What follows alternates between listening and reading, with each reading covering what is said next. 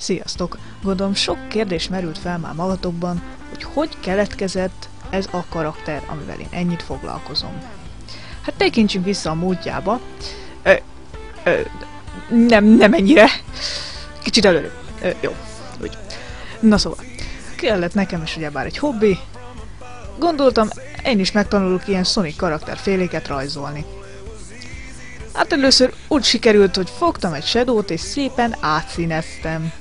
Erre jöttek az olyan kommentek, hogy hát inkább nem nagyon osztanám meg, de valami olyasmi, hogy miért kopizok. Miért fogok egy olyan karaktert, ami már létezik, és miért festem át más színűre. Itt van egy példa, tökéletesen bemutatja, hogy a két karakter ugyanaz, csak a színe más. Először még folytattam egy ideig, nem érdekeltek a kommenták. Utána, amikor már 30-40 levelet kaptam egy hét alatt, akkor már kezdtem sejteni, hogy ez tényleg nem jó ötlet, és akkor összeraktam több karaktert egybe. Szóval hát ne hasonlítson egyikre se, ami már híres. Ezért fogtam egy pár karaktert és összeraktam. Így Sonic lett az alapja, Shadow is benne van, még oroszlán is van benne, úgyhogy rengeteg dolgot beletettem. Ezt már kevésbé szítták annyira, de még manapság is szítják. Nem tudom, hogy miért ez így van. Én naponta foglalkozom vele, nem hagyom, hogy elsínlődjön.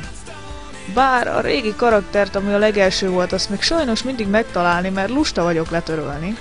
Ezért a mai napig kapom azokat a leveleket, hogy mi ez az a valami, és próbálom inkább elfelejteni, hogy valaha létezett, de sajnos mindig előkerül valahonnan. Itt van még egy példa. Kaptam egy levelet, és ebben az a szöveg állt, hogy melyik zenestílus Lightning és melyik Darkness-é. De inkább el akarom felejteni, hogy valaha létezett. A mostani karakterről csak annyit, hogy rengeteg formája van már. Rengeteg dolgot kitaláltam hozzá, hogy ne hasonlítson. Például nem is olyan régen kitaláltam, hogy tudjon sárkánnyá is változni, ami a Sonic karakterekre nem jellemző. Úgyhogy elég jól haladok vele. Mindenfélét hozzárakok, hogy ne hasonlítson és ne ócsárolják le. Hát ennyit akartam mondani, sziasztok!